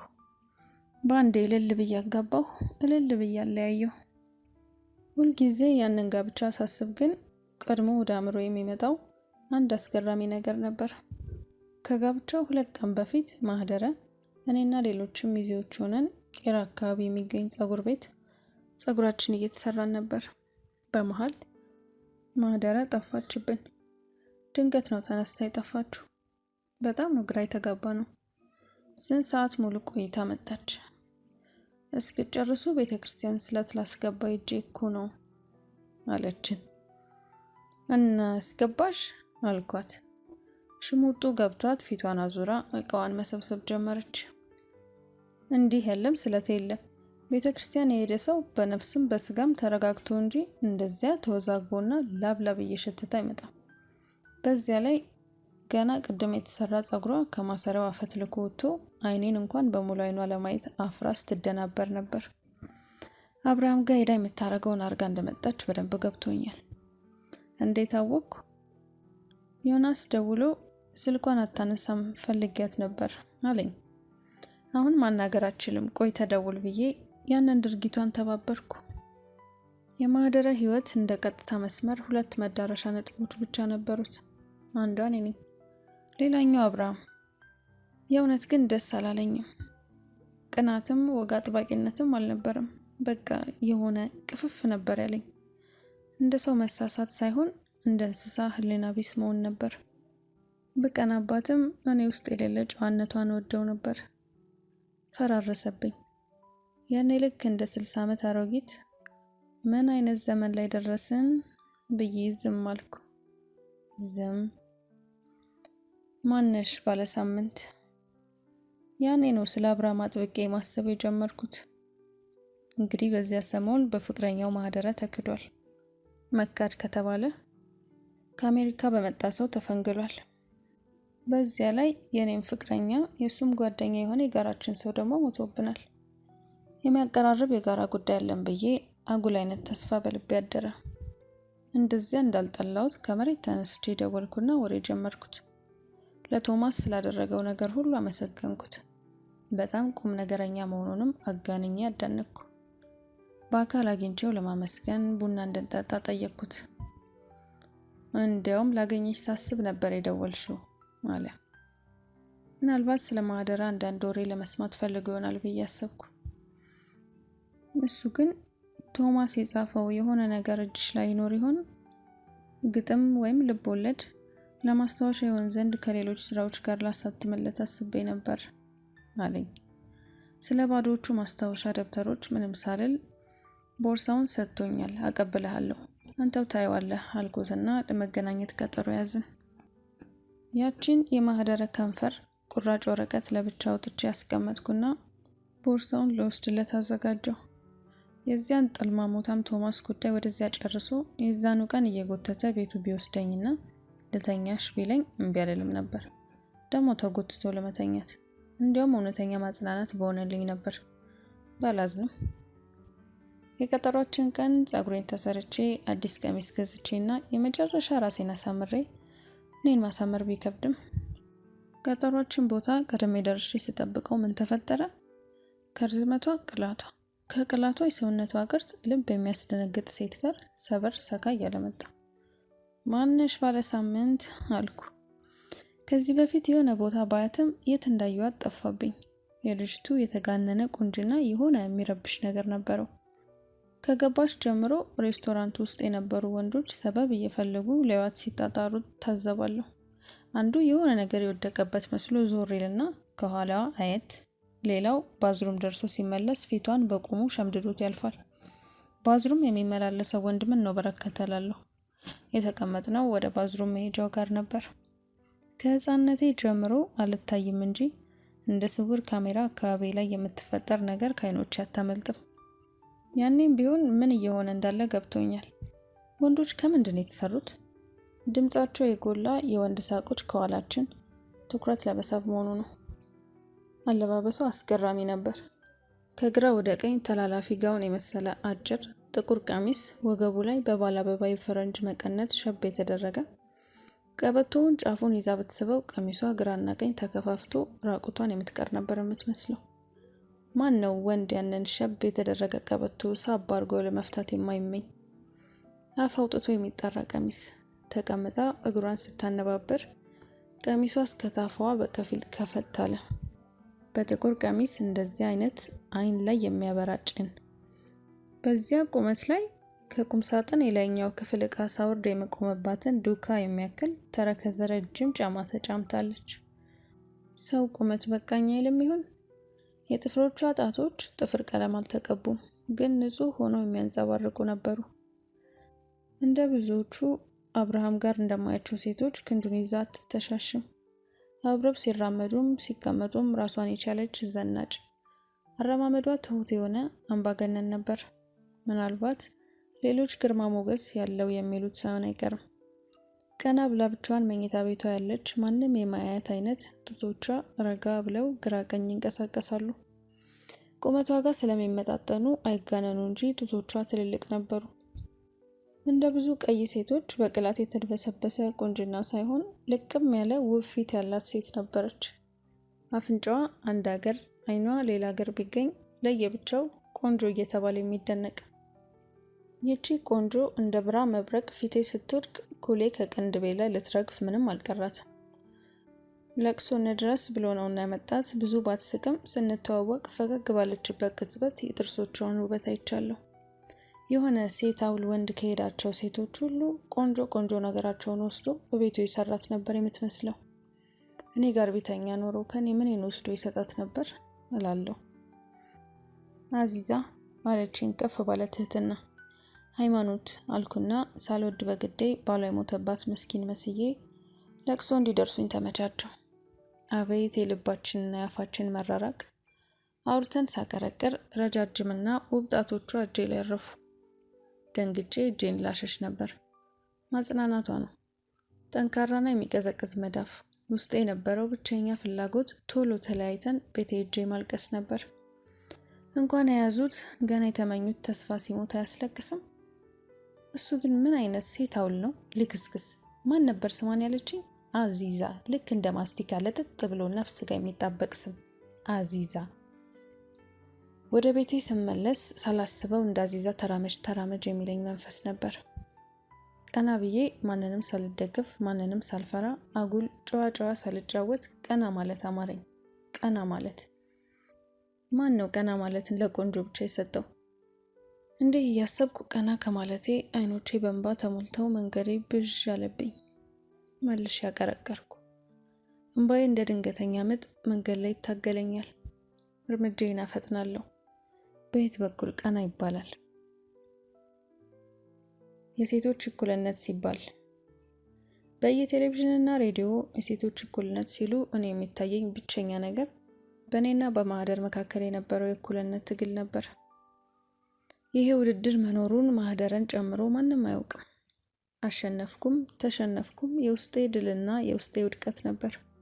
ተወዳዳሪ እኔ፣ ተመልካች እኔ፣ ዳኛም እኔ የሆንኩበት የእድሜ ልክ ውድድር ውስጥ ነበር የምኖረው። እድሜ ልኬን የተወዳደርኩት ማህደረ ጋር እኩል ለመሆን ከቻልኩም ለመብለጥ ነበር። የተዳላላት ልጅ ናት። ተፈጥሮ አዳልቶላታል፣ ማህበረሰቡ አዳልቶላታል፣ ወንዶች አዳልተውላታል።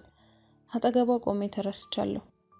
የመጡት ሁሉ ከፊቷ የተዘረጋው እኔን እንደ መረቃት ሪቫን በቸልተኝነት መቀስ ቆርጠው እሷን ሲያከብሩና ሲያሞጋግሱ ነው የኖሩት። ማህደረ ውድድር መኖሩን እንኳን ሳታውቅ ስታሸንፈኝ ነው የኖረችው። የራሴ እናት ሳትቀር እንደ ማህደረ ጎብሽ፣ እንደ ማህደረ ቁጥቡኝ፣ እንደ ማህደረ ንጹህ ሁኚ ስትለኝ ነው የኖርኩት። ታዲያ በእኔ ጉብዝና ሳይሆን በሁኔታዎች ማህደርን ያሸነፍኩባቸው አጋጣሚዎች ነበሩ። ድሎቼን ደጋግሜ በመቁጠር የማገኘውን እርካታ ከሌላ ከምንም ነገር ጋር አላገናኘውም። ድል 1 ገና አንደኛ ክፍል ስገባ ማህደረ ጋር አንድ ወንበር ላይ ነበር የተቀመጥነው። ያኔ ነው ለመጀመሪያ ጊዜ የተዋወቅ ነው። ያቺ የቆላት እናቷ እንደ አሻንጉሊት አሳማምራ ነበር የምትልካት። ደብተሯ ሳይቀር ጠረኑ ይሽቶ ነበር። እኔ ለእንጀራ ሻጭ እናቴ ገና በጠዋቱ ቅጠል ሳቀብል ምድጃ ለምድጃ ቆይቼ የፀጉሬ ላይ ሸቀጥ እንኳን ሳይራገፍ ጭስ እየሸተትኩ ነበር ተንጨባረሬ ክፍል የገባሁት። የመጀመሪያ ቀን አርፍጄ ስደርስ ክፍሉን የሞሉት ማቴዎች በአዲስ ዓመት ልብስ ዘንጠው የልብ ስለተሰማቸው እንደኔ አይነት ጨብራራ መዳም ህፃን አጠገባቸው እንድቀመጥ አልፈለጉም። ታዲያ ያቺ እንደ አሻንጉሊት የምታምር ጥቁር ልጅ ነይ እዚህ ብላ ጠጋለችልኝና ልክ እንደ ትልቅ ሰው ማን ነው ስምሽ? እኔ ማህደረ ነው ስሜ አለችኝ። ቅልብልብ ያለች ነበረች። አመቱን ሙሉ ከእርሳስ እስከ ቸኮሌት እያካፈለች ጓደኝነታችንን በትንሽ ልቧ ሰራችሁ። ቸኮሌት ለመጀመሪያ ጊዜ ያቀመሰችኝ ማህደረ ናት። እነዚያ ከረሜላዎችና ቸኮሌቶች የቅንጦት ጣፋጭ ብቻ አልነበሩም። ለእኔ በ10 ጥፍሩ ይቧጭረኝ ከነበረ አስቀያሚ ረሃብ የሚገላግሉኝ መደበኛ ምግቦች ነበሩ። ችጋራም አስቀያሚና ሰነፍ ነበርኩ። በዚያ ላይ አብዝታ ትዘፍንልኝ ነበር። ለእኔ ብቻም ሳይሆን ተማሪ ፊት ወጥታ ትዘፍን ነበር። የማታውቀው ዘፈን አልነበረም። አፍ የፈታችሁ በዘፈን ይመስላል። በዚህ ዓመት ምኑም ባልገባኝ በማላውቀው ትምህርት ወድቀሻል አሉኝ። ማህደረ ግን አለፈች። በማለፏ ከመደሰት ይልቅ በእኔ መውደቅ አለቀሰች። እናቴ ካርዴን ጎረቤት ወስዳ አስነበበችና ሀገር እስኪቃጠል ስድብና እርግማን እያወረደች እስኪበቃት ቀጠቀጠችኝ። ከምንም በላይ ያበሳጫት ደግሞ ካርዴ ላይ የወላጅ ክትትል ያስፈልጋታል የሚል አስተያየት መጻፉን ጎረቤቶቻችን ከነገሯት በኋላ ነበር። እናቴ ማንበብም ሆነ መጻፍ አትችልም። እስከዛሬም ነገሮችን የምትተረጉምበት መንገድ የተለየ ነው። እናቷ ትከታተላትም አስባልሽ እና ማን ነው የሚከታተልሽ? ሌላ ዶላ። በመሃል ድብደባውን አቁማ ማህደር አለፈች አለችኝ። መልሴን ሳትጠብቅ እሷማ ታልፋለች ብላ እንደገና ድብደባዋን ቀጠለች። ከመውደቄ በላይ በማህደረ ማለፍ ቅናትና ጥላቻ እንደ መንፈስ እዚያው ላይ ገባብኝ።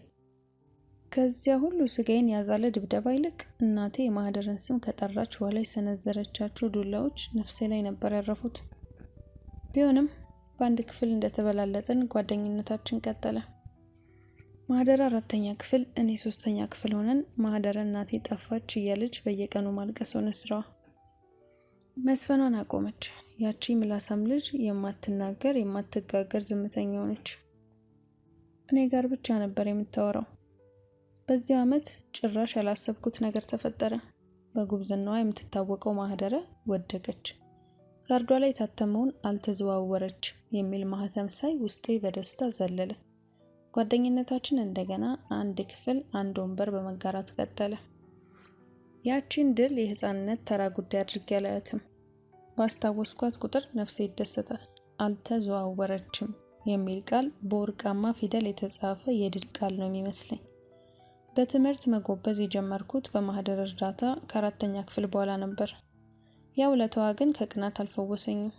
እንዲያውም በረዳችኝ ቁጥር ውስጤ ይበሳጭ ነበር። ሰነፍ ሆና ወደቀች የተባለችው ልጅ በአመቱ ከክፍል 1ኛ ወጥታ ወደ 5ኛ ክፍል ተዘዋወረች። 20 ምናምነኛ ወጥቼ ተከተልኳት። ደስታ ይደፈረሰ። ድል 2 ከጋሽ አለምን አርግዤ ካስወረድኩ በኋላ ከሃይማኖት ሰባኪውም ከሬዲዮና ምናምን ሰባኪውም በላይ የበለጠ መርከስና ትንሽነት ይሰማኝ የነበረው ከማህደረ ጎን ስቆም ነበር። ሲጀማምረኝ ሕክምና መሄድ ፈርቼ ስለዘገየው ኢንፌክሽን ፈጥሮብኝ የሆነ ሽታ ያለው ፈሳሽ ከማህፀኔ እየወጣ ያሳቀቀኝ ነበር። አንድ ቀን ታዲያ ልናጠና ተቀጣጥረን ቤታቸው ሲሄድ ማህደረ በተለመደው የጓደኝነት ስሜት ፊቷን አጨፍግጋ የሆነ ነገር ይሸተኛል፣ አንቺ ደንባራ ምናምን ረግጠሻል እንዴ አለችኝ ወደ ጫማዬ እያየች። ጊዜ ሄደ። ከአመታት በኋላ አብርሃም ጋር ጉድ ጉድ ስትል አረገዘች። እየጎተትኩ ወስጄ ባለፍኩበት መንገድ ታልፍ ዘንድ ጋበዝኳት። አስወረደችው። እንደ ሰው ስቃዋ ቢያሳዝነኝም ጥልቅ በሆነ የአእምሮዬ ክፍል ግን እኩልነት ሰፈነ። ድል 3 ማህደረ ካገባች በኋላ በሚያስደነግጥ ፍጥነት ሰውነቷ መቀየር ጀመረ። መወፈር ጀመረች። መወፈር የሚለውን ቃል የምጠቀመው ሆነ ብዬ ነው። ክብደት ጨመረች ምናምን አልልም። እኔን ቀጨች እንጂ ክብደት ቀነስሽ ማን ብሎኛል? ከከንፈሬ ባያልፈም በውስጤ ወፈረች፣ ተድበለበለች ስል ነው ደስ የሚለኝ። የጀመራት እርጉዝ ሆና ነበር። ከወለደች በኋላ ይቀንሳል ሲባል ጭራሽ ብሶ ከራስ ፀጉሯ እስከ እግር ጥፍሯ ተድበለበለች። ያ ቅርጽ ያ ውበት ድራሹ ጠፋ። በዚያ ፍጥነት ከምድረገጽ የጠፋ ውበት አጋጥሞኝ አያውቅም። አንዳንዴ አእምሮ የሚያስባት ማህደረና ሳገኛት የማያት ማህደረ ስለሚለያዩብኝ መልመድ አቅቶኝ ይቸገር ነበር። ባየዋት ቁጥር በአየር የተወጠረ የፕላስቲክ አሻንጉሊት ነበር የምትመስለኝ። እነዚያ አምባገነን ጡቶቿ ባንድ የወረዱ ደሞ ተላለቃቸው። እሷ ለተሸከመቻቸው እኔን ይከብዱኛል። ከምንም በላይ የሚገርመኝ ውፍረቷ ፈገግታዋን ማበላሸቱ ነበር። ያንን በእናቴ የሚደነቅ የሚጠቀስ ፈገግታዋን። እናቴ ምንጊዜም በእኔ አሳሳቅ እንደተበሳጨች ነው። ሴት ልጅ እንጥሏ እስኪታ አያስቅም፣ ማህደርን አታያትም? ውይ የማህደሬ ፈገግታ የቴጌ ፈገግታ ይመሰለን ትላለች። ደግሞ የቴጌ ፈገግታ ምን ይሆን እያልኩ የመበሳጭበት። ከድሮ ጀምሮ ስትስቅ ከንፈሯን እንደከደነች ወደ ግራ ጠመም የምታደርገው ነገር ነበራት። በተለይ ነገር አልጥም ሲላት የሚያምር ማሽሟጠጥ የሚመስል ፈገግታ። አሁን ግን እንደዛ ስታደርግ የቀኝ ጉንጯ ከመወፈሩ የተነሳ ወደ ታች ወረድ ስለሚል ፊቷ ላይ የሆነ መዛባት ያለባት ሴት ያስመስላት ነበር። ፈገግታዋ ሞተ። ለሞተ ፈገግታዋ በውስጤ ፈገግ አልኩ። ያ ፈገግታዬ የቴጌ ፈገግታ ሳይመስል አይቀርም። ፈገግታዋን መግደል የጀመርኩት ከውፍረቱም በፊት ነበር። የሰርጓ ቀን እናቴ አስተናጋጅ ጀመረች። ሙሽራው ከመድረሱ በፊት ማህደረ ቬሎዋን ለብሳ ሚዜዎቹ የቀረውን ነገር እያዘገጃጀን ውር ውር ስንል እናቴ ድንገት ወደ ማህደረ ክፍል ብቅ አለችና የኔ እናት እቴጌ መሰልሽ እኮ ቱ ከዓይኔ ያውጣሽ አለቻት። ማህደረ ተፍነከነከች። ቃሉ ያበሳጨኛል። እቴጌ ሚዜዎቹ ዞር ሲሉ ጠብቄ ማሂዬ የኔ ውድ በቃ ገባሽ። ሁልጊዜ እንደዚህ ደስተኛ ሁኚ። ያለፈውን እርሺው። ደግሞ ከትላንት ወዲያ ከጸጉር ቤት ጠፍተሽ ያረግሽውን ትደግሚያትና እኔ ራሴ አለቅሽም ከምር ብዬ በሱ እጇን ቆንጠጥ አደረኳት። ያላወቅን እንዳይመስልሽ ብዬ ሳቅ ጨመርኩበት። ፈገግታዋ ድራሹ ጠፋ። ያላወቅን እንዳይመስልሽ ያልኩት ሆነ ብዬ ነበር። ልክስክስነትሽን ሁሉም አውቋል ተሳቀቂ ነበረ መልእክቱ። እንዳሰብኩትም ተሳቃ ፊቷን ጠላዋለች። በሰርጓ ቀን እልል እያልኩ በጭፈራው መሀል አያታለሁ። ማን ለምን እልል እንደሚል ማን አባቱ ያውቃል። ማህደረ ለኔ መጥፎ ሰው ነበረች? በጭራሽ። ሁለተኛ ዲግሪ ለመማር ገንዘብ ቢያጥረኝ ያኔ እሷ ትምህርቷን ጨርሳ ነበር። ገጠር ለገጠር ተንከራታ ያጠራቀመቻትን ብር አውጥታ ተማሪ ብላይ ሰጠችኝ። እህቴ ናት። በደሞዝ ከሷ አሻል ነበር። ግን ለሜካፕ፣ ለልብስ ቶማስ ለሚባል ስራ ፈት ጓደኛዬ የማውጣው ወጪ አራግፎኝ ነበር። ተው ይቅርብኝ ስላት እጄን ይዛ ወስዳ ያስመዘገበችኝ ማህደረ ናት። ይሄን ሳስብ እንባዬ ይመጣል። ግን የማላውቀው በሽታ አለብኝ። ውድቀቷ ያስደስተኛል። እሷ ካልወደቀች እኔ የምነሳ አይመስለኝም። ከኔ መዳን ይልቅ የእርሷ መታመም ነበር ነፍሴን የሚያስደስታት። ውበቷ ስር ተደብቄ ነበር። በውበቷ አምሬ ታይቼበታለሁ። ፀሐይነቷ ነበር ጨረቃ አስመስሎ ያሳየኝ። እንደሆነ ውድ ጌጥ ማህደረን አጊጬባታለሁ፣ ደምቄባታለሁ። ያንን ውበት የውፍረት ናዳ ሲቀብረው ቀስ በቀስ መራቅ ጀመርኩ። በእያንዳንዷ ቆንጆ ሴት ውበት ጥላ ስር ባለድርሻ አካላት ነን ብለው የሚጠለሉት ወንዶች ብቻ አይደሉም። ዓላማው ይለያይ እንጂ እኛም ሴቶች አለንበት። ክፉ ነኝ የምለው በዚህ ብቻ አይደለም። ከማህደረ ጋር ከመራቄ በፊት ናፈቅሽኝ በሚል ሰበብ ሄጄ አብርሃም ጋር ስላየዋት አዚዛ የምትባለው ሴት ውበት አንድ ባንድ ነገርኳት። ያውም ካየዋት ከስንት ጊዜ በኋላ። ምን አይነቱ ልክስክስ ነው እያልኩ አዚዛ ነው ደግሞ ስሟ አልኳት። የሰውነት ቅርጿ ታዩ ይመስለኛል ውጭ ሀገር ቆይታ የመጣች ስልጡን ሴት ናት እያልኩ ማህደረን በእያንዳንዱ ቃል ሰውነቷን በመርፌ የምጠቀጥቃት እስኪመስለኝ ስቃዋን ፊቷ ላየው ነበር። እነዚያ መርፌዎች ለዓመታት እንደ ጋሻ ፊቷ ቆሜ እኔ ሰውነት ላይ ሲሰኩ የኖሩ ነበሩ። ጓደኛዬ ናት ባካፍላት ምን ችግር አለው ብዬ በውስጤ ስቅና መልሼ ምን አደረገችኝ ግን እላለሁ። ይህም ሁሉ ሆኖ የምትኖርበት የተንጣለለ ግቢና ቪላ ያበሳጨኛል። እናቴ ስለ ማህደረ በተነሳ ቁጥር ባይነሳም ራሷ ድንገት አንስታ ዳያና ሰው ላይ ወደቀች ትላለች። እዚያ ግቢ ውስጥ የቆመች ባሏ የገዛላት መኪና ምንም ሳትሰራ ዘና ብላ መኖሯ ጭምር ደሜን ያፈለዋል። እጇን አጣጥፋ ተቀምጣ እንኳን ለአሸናፊነት መፈጠሯ የሚገባኝ የባሏ ቤተሰቦች እንደ ልዕልት ሲያቀማጥሏት ስመለከት ነው። ተፈጥሮ ፍርዳ ገምድል ሊሆንብኛል። ጓደኝነቴ ከምን አይነት መንፈስ እንደተሰራ እንጃ። ምናልባትም እያንዳንዱ ጓደኝነት ውስጥ ትንሽ ትንሽ ጠላትነት ሳይኖር አይቀርም። ለሷ አዝኜ ሳይሆን በራሴ ውድድር 10 ጊዜ እየወደቁ መላላጥ ሰልችቶኝ መራቁ ይሻለኛል አልኩ።